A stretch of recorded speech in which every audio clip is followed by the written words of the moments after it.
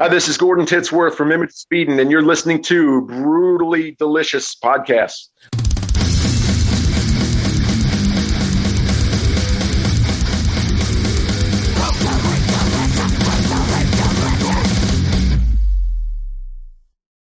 Before we jump in, where are you guys at? It's kind of funny because we are actually based out of Phoenix, Arizona, but we're kind of spread out across the country. We live in different states. I'm actually calling you from York, PA. That's where I live. Oh, okay. Our bass player, yeah, man. Our bass player lives in Michigan. Keyboard player is in Baltimore, and our drummer and lead guitar player are in Phoenix. So it's fun, man. Sending files back and forth. We make it happen. Do you find that, I'm just going to jump in, I guess, right there. That's as good a point as any. Do you find that it's difficult to do it that way as opposed to banging around things in the studio and, bouncing ideas off each other? Not really. Not based on our formula. I'm the specific songwriter. I do all the songwriting, music and lyrics and everything. So basically what I do is I'll just kind of write while I'm in the studio, and I just write as stuff hits me. So as I lay things down and I get the demos down, what I'll do is we'll start the process. I'll send files to Steve Dorsum, our drummer, and he'll lay down the drum tracks, send me a drum mix, and then I'll do rhythm guitar, and we'll just kind of start the assembly line process from there. It actually works really well. The first time we actually had to do that was 2 albums ago on our Soul Rise album, and we had to work out a couple of kinks, but once we got the process down, it just worked out perfectly. In Angelborn, this past album, the whole track, the writing, the recording, the whole process was very seamless. So it actually works out very well. Do you guys ever get into the same studio then together, or are you recording it that way as well? Yeah, we actually record it that way too. Everybody records from their own home studio. And it actually helps for rehearsal too, because even though we're a little spread out, when it comes to rehearsal, we'll always know way ahead of time if we have a tour or a couple of shows coming up. So we just rehearse in our own home studios, just kind of we just mute our respective parts and just play along, sing along, whatever we need to do. Then when it comes time to rehearse for a show, we get everybody in the same room, usually out in Phoenix, have a couple of days of rehearsal. And, by then, we will have already had our parts nailed down. So it's just a matter of actually carving out the puzzle pieces and putting them together. It's worked out great. Okay. So Angelborn was released, I believe, about a week and a half ago, maybe 2 weeks ago? About a month now. I believe it was March 26th. So now that it's out, what's been the reaction to it, and how do you feel about it? Reaction has been awesome. Matter of fact, a lot of feedback, a lot of traffic. We also had a lot more chess pieces in place with this release as well. As far as our label, Pavement Entertainment, we have multiple publicists and just more players in the game than we ever had before. So we already kind of went into it with a few more guns loaded than we normally have. But the feedback that we're getting from press is awesome. Our radio's been really, really good. We've actually sold out of product and had to restock. So that's a very good thing. Yeah. Yeah. That's a definite good problem. And then we have people saying, I'm trying to order Soul Rise, and Amazon's, sold out of Soul Rise too. I'm like, oh man. It's like, I'd rather not have this problem, but since it's happening, it's actually a good problem to have. Yeah, that's a great problem, especially in the current world situation we're in where, it's tough to get things out and people having trouble consuming stuff. It's great that you've got it like that. That's awesome. Congratulations. Yeah, absolutely. And as far as the actual, thank you, man. And as far as the actual turnout of the album, we're beyond thrilled of how it turned out from a writing, from a tracking, from a mixing standpoint. We're extremely happy with this record. Very much so. Where do you go with the mixing? Do you outsource the mixing, or are you guys doing all that in-house as well? Well, I'm going to be doing it in-house going forward. I'm going to be actually taking that. I just upgraded my studio computer and a couple of things. So I'm definitely taking over that. But what we had done before for the last 2 albums, when we get done tracking, and I actually take all the tracks, make sure everything's clean, make sure everything's formatted correctly. And Bill Matoyer has actually done the mixing and mastering for these last 2 albums. Bill's just, monster producer, world-renowned producer from back in the old Metal Blade days. And he actually, believe it or not, got us signed to Pavement when we were when he was mixing Soul Rise. So Oh, wow. did such a great job with Soul Rise. So we had him do Angel Born, and here we are, man. That's great. So I have it noted on here to ask you about this, but I was going to ask you if you wanted fans to, if there was any kind of takeaway you wanted your fans to walk away from after listening to an Images of Eden album. And then on top of that, I also had this note of In Memory of Me based on a dream your wife had. Is that right? Yeah, that's absolutely correct. As far as what to take away, I mean, the one thing about Images, and we've been this way for a long time. We are a metal band, but we are a very uplifting band. We are more or less a group of survivors, addiction, abuse, mental illness, depression. I mean, several of us have gone through a lot of stuff. I mean, I'm a 24-year addiction survivor. I almost didn't make it. Two of our other guys had substance issues, and one has had issues with with just so much over the years, right. And we've gotten through that. And basically, we try to put a word forward of hope, inspiration, and strength. I mean, what we're trying to do is just lift up the audience. I mean, everything's so negative in this world, and even looking at the last year with COVID and everything, it's just been a very brutal world. And, I think if anything, we need an uplifting message more than ever now. And that's what we try to bring. So what we hope to do is at the end of listening to this album, hopefully you feel a little more inspired, a little stronger. You feel like you're not alone in your trials of life. So yeah, that's kind of what we hope to take away. Hopefully you think the music rocks hard, and beyond that, hopefully you can really identify to the message. And I really think that's not going to be a problem regardless of who you are. Right. We write our lyrics so that anyone can understand them, regardless of what you believe and what you've gone through. Before you get to In Memory of Me, I'm going to interrupt you because I want to stay with that for a second. I think metal is one of the best vehicles to get that message across, or that catharsis across, and just to let it all out. Does that make sense? More so than any other music to me. Oh, I totally agree, man. And I think, taking that a step further, as metalheads, most of us somewhere along our lives, growing up or whatever, have been considered the outcasts for whatever reason, right. And I mean, it's just, we deal with a lot more than what people have dealt with. We've gotten ourselves a bad name, but there's a massive brotherhood, and there's massive non-judgmental brotherhood between us. And I think that anytime any of us are dealing with anything, we do have a band of brothers and sisters who come to our rescue, who lift us up as regular metalheads. I mean, when we went on tour, we felt like we were in a metal family. I mean, Every stop we made, we were with our like kind, man. Yep. That's always how it's been. I spend a lot of my time, not just doing this podcast, but I do a bunch of other things. I've done some films, and that is the center point of almost everything I do. Is the community in this scene is unlike anything anywhere else. And you could find it here in York, Pennsylvania, in Korea. It's the same thing. We bond over this riff and maybe a battle vest or something. And it's like this built-in family, for lack of a better word. And I don't think you're going to find that in pop music or country music or anywhere else in the world. You never will. And not to mention, metal's got staying power. Metal songs are timeless. You look at a bubblegum pop album or a single, they're going to forget about that single 6 months before it's gone. Right. We're still rocking out to stuff that's 30, 40 years old as if they just released it yesterday. And we listen to it as if it was released yesterday. Yeah, I was just listening to Sabbath prepping for all these podcasts this morning. So yeah, I'm right with you. Right on, man. Absolutely. So let's talk about In Memory of Me. That's an interesting story. Tell us about it. Yeah.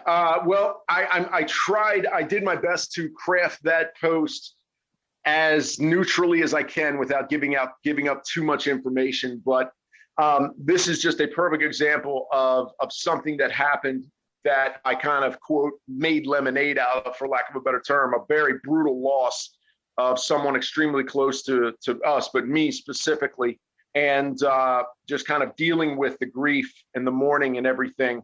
And I was having a hard time with the loss. And then my wife had a dream one night, and it was extremely vivid, extremely real. Not to get into all the details of the dream and to give too much away, but she got very, very specific confirmation that, this loved one, it seemed like, is in a good place. It said the dream was extremely vivid.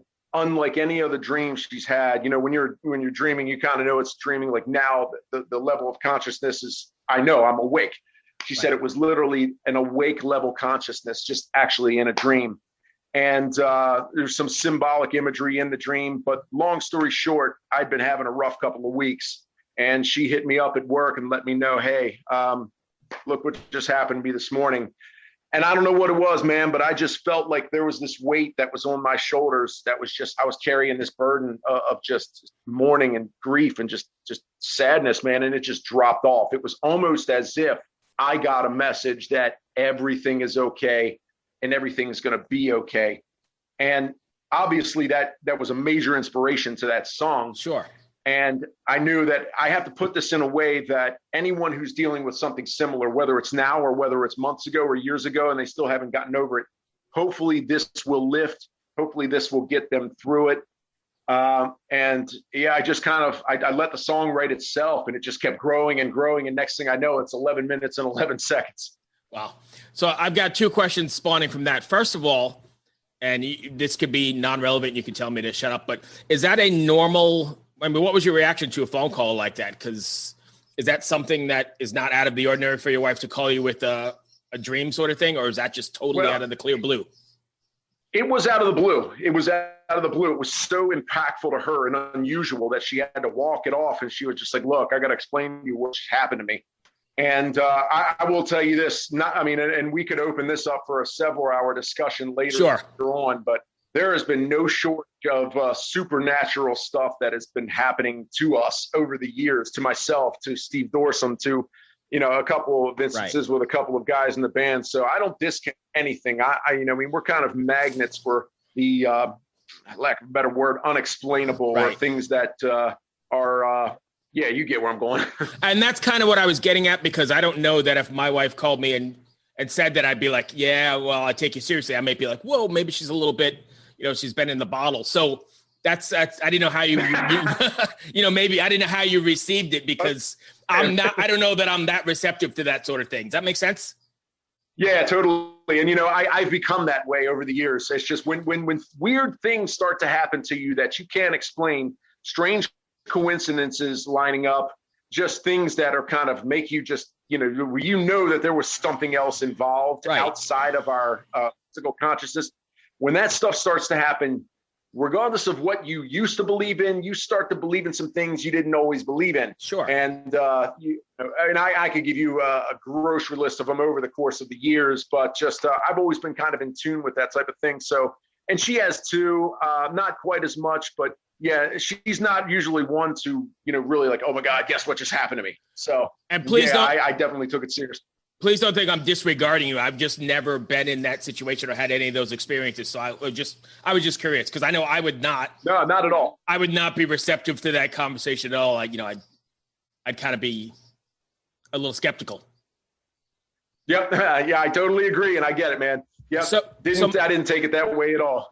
So my next question is, I almost lost my train of thought. Shit. Sorry, I'm going to have to edit this. We were talking about writing that song. Oh, is it difficult? Are you planning on playing, or have you played that song live yet?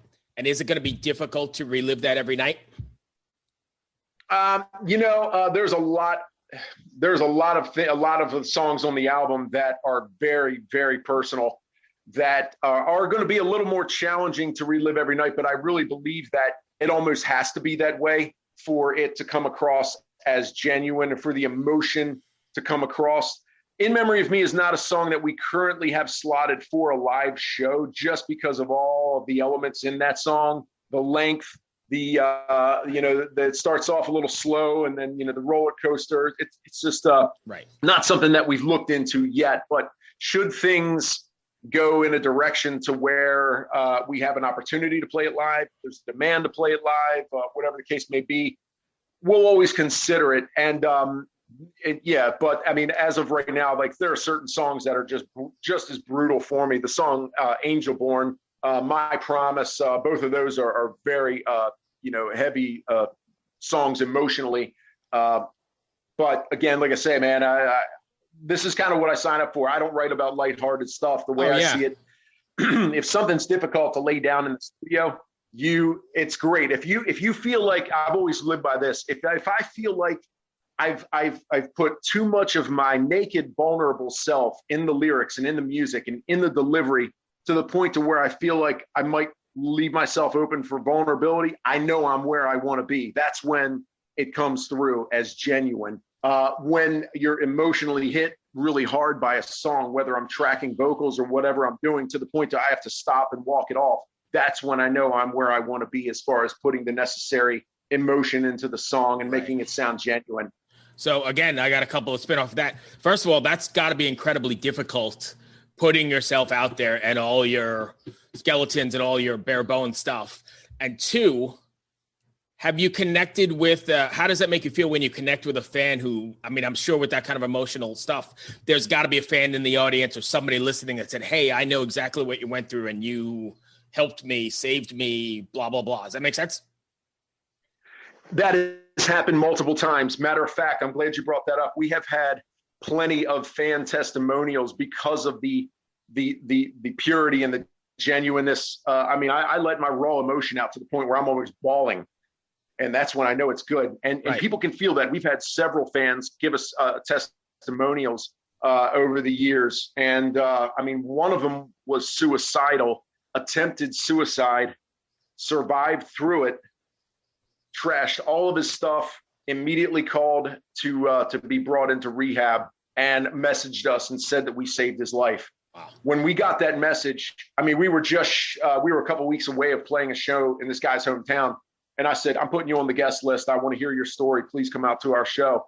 He came out, he told us his story, and he was in tears telling us. And let me tell you, brother, when we hear stories like that, I don't care what we've done, what we've been through, what we've had to deal with, whatever frustrations, every ounce of blood, sweat, and tears is worth what we do when we get a fan testimonial that said that we either saved their life or lifted them up. We've had a couple of people we saved their lives, specifically because of addiction of some sort. I always fly the flag that, hey, I'm addiction survivor. And even live, I said, look, I'm an addiction survivor. If anybody else is thinking of getting off something, talk to me after the show. Right. And I've had many people come up. So that's what we do. We love lifting people. Anytime we can get a testimonial like that, brother, it just makes it all worthwhile. That's awesome. So the first part of that question was, how difficult is it to get that shit out there, knowing that, I mean, it's real personal stuff, and maybe not even family members might know, right? I mean, it's difficult stuff, isn't it? Yeah, you're absolutely. I've had family members call me before when they see a post and go, "Oh, are you okay?" I said, "Yeah, I'm okay." No, you know what? It's weird. To me, it's become very easy. It was very hard right out of the gate years ago because I was wondering, am I leaving myself open for vulnerability here?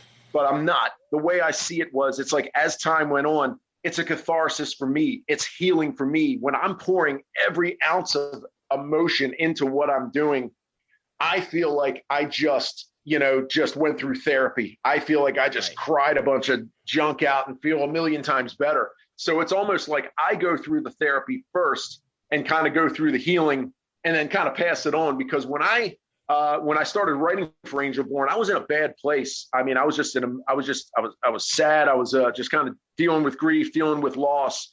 And the more I dove into this album and the more I just let it all out, the better I felt, the more stronger I felt, the more healing I felt. And that was it. And, we had already released our Soul Rise album, and there was a lot of that in that album too. And we have gotten our testimonials from fans, whether it was on tour, whether it was through them hearing recordings, whatever. So I kind of already knew that there was a real healing quality that was coming through. Right. And I think that's probably what allowed me to just let the guard down completely with Angel Born. Not that I didn't with Soul Rise, but yeah, putting all that emotion out there. I felt stronger by the time we started getting, people saying, "Hey, I can relate to this. Thank you so much for sharing. I just dealt with a loss and I'm going through it now."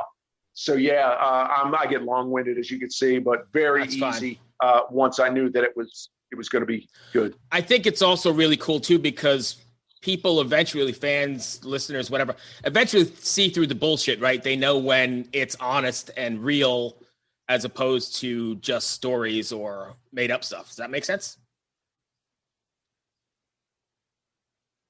Absolutely. Yeah. I think we all have sort of spider sense where we can tell when somebody's being genuine and when they're not.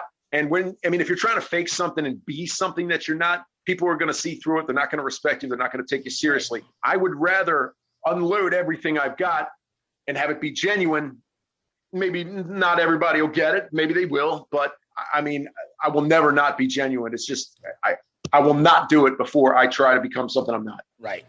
All right. So lastly, what are you guys planning on doing live? I mean, are you guys opening up at all yet? Is there a chance to hit the road, or is it still, you going to do any live stream sort of thing?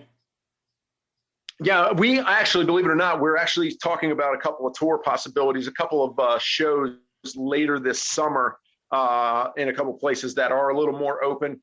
But I think it's still, we're kind of on that cusp right now where we want to start booking tours. We want to start putting the feelers out there, but it's just things are starting to open up, and you know how it is. Once things start to open up, some governor says, sorry, we got to close it back up again. Right. Our clown that we have here in Pennsylvania does that all the time. We're going to be the last state to open up, I promise you, next to New York and California. Right. But that's a whole nother ball of wax. But right now we're trying to kind of get ahead of the game a little bit and try to kind of get something booked before everything opens and we can't get anything booked.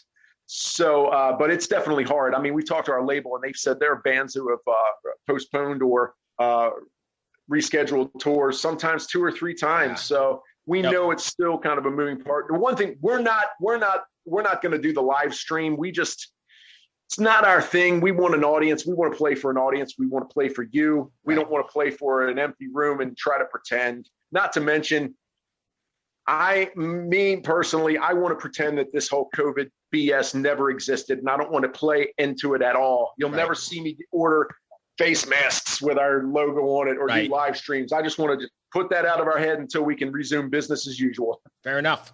So, ever wonder what a punch from Elton John feels like? Or how you'd cope with having turned down the chance to be in Nirvana?